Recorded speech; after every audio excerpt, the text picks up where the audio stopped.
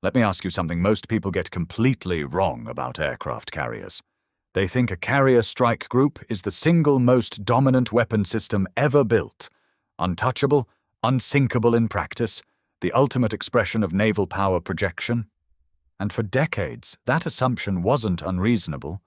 But that's not the full story anymore, and the truth is far more unsettling than most people realize.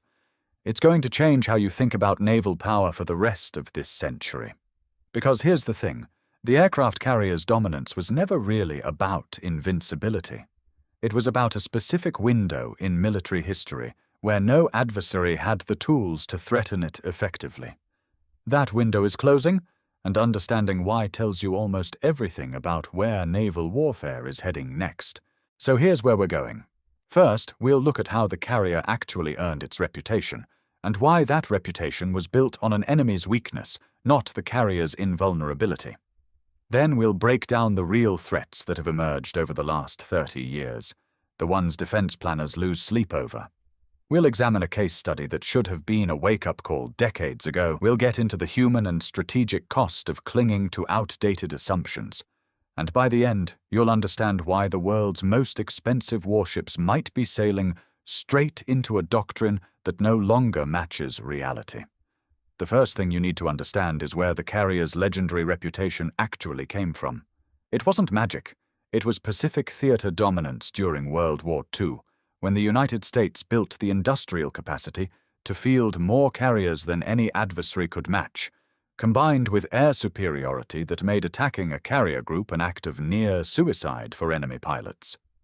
That reputation solidified through the Cold War, when American carrier groups operated largely unchallenged because the Soviet Union, despite building a blue water navy, never fully closed the gap in naval aviation or carrier construction. According to several sources, for most of the 20th century, no nation possessed both the will and the technical capability to seriously threaten a well-escorted American carrier group in open ocean. That absence of a credible threat got mistaken, over time, for actual invincibility. And here's where it gets dangerous. Absence of a threat is not the same as immunity from one. Military planners, journalists, and the public all fell into the same trap, treating decades of unchallenged operation as proof of permanent supremacy, rather than as evidence of a temporary gap in adversary capability. That distinction matters enormously because gaps close. The second thing you need to understand is what actually changed. Starting in earnest in the 1990s and accelerating through the 2000s and 2010s, several nations began investing heavily in what's called anti-access area denial strategy, commonly shortened to A2/AD. Instead of trying to build a carrier fleet to compete directly with the United States, which would take decades and astronomical sums of money, these nations invested in something cheaper and arguably more effective: long-range anti-ship missiles, quiet diesel-electric and nuclear attack submarines, and increasingly sophisticated satellite and radar targeting networks designed specifically to find and threaten carriers from hundreds of miles away. This is the contra-intuitive turn, because the popular assumption is that you need a bigger navy to threaten a carrier group. You don't.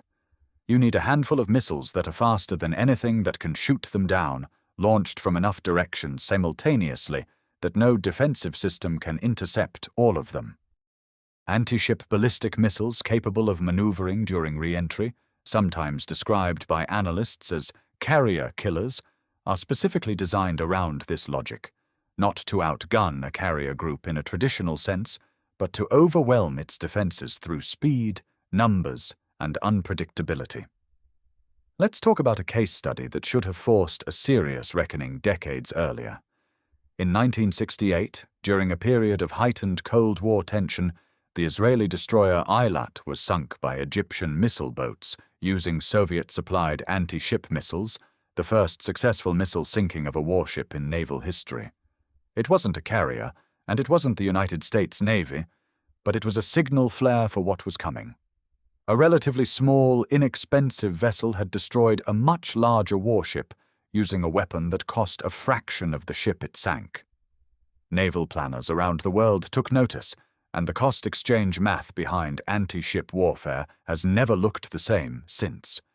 Here's the human and strategic cost side of this story that rarely gets discussed openly.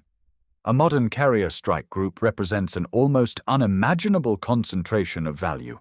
The carrier itself, its embarked air wing, its escort ships, and, most importantly, the thousands of sailors and aviators aboard. If a single well-placed strike ever did get through modern carrier defenses, the loss wouldn't just be measured in dollars. It would be measured in the kind of casualties no nation has experienced on a single vessel since World War II. That's the sobering reality defense planners quietly wrestle with every time they discuss deploying carriers into contested waters near a peer adversary equipped with modern A2/AD networks. Why does this matter right now, in an era of drone warfare and hypersonic weapons? Because the calculus keeps getting worse for the carrier, not better. Hypersonic anti-ship missiles, now in active development and limited deployment by multiple nations, travel at speeds that dramatically shrink the window a carrier group has to detect, track, and intercept an incoming threat. Uncrewed underwater vehicles and swarming drone boats add new axes of attack that traditional carrier defense doctrine, built around aircraft and missiles, wasn't originally designed to handle. The carrier isn't obsolete, but the assumption that it operates in a permission-free environment near a capable adversary increasingly is. The word to carry with you here is outgunned, not in the sense of firepower because a carrier group still commands overwhelming firepower, but in the sense of the cost exchange ratio. A missile costing a fraction of a percent of a carrier's value can, in theory, threaten billions of dollars and thousands of lives. That asymmetry is the real story of modern naval warfare, and it's why so many navies have shifted resources toward the exact kind of weapons designed to exploit it. Outgunned, in this quieter, more mathematical sense, is the myth-breaking truth beneath the invincible carrier narrative. So here's a question worth sitting with. If the most powerful navy in the world has to think twice about where it sails its most valuable ships, what does that tell you about the future of naval power projection altogether? Tell me in the comments what you think comes after the carrier era, because something eventually will. If you found this useful, let me know which naval myth you want broken down next. There are plenty of assumptions about modern warships that don't hold up once you look closely. Share this with anyone who still thinks a carrier group is untouchable, and subscribe if you want more analysis that goes past the surface-level specs and into how these systems actually perform under real strategic pressure.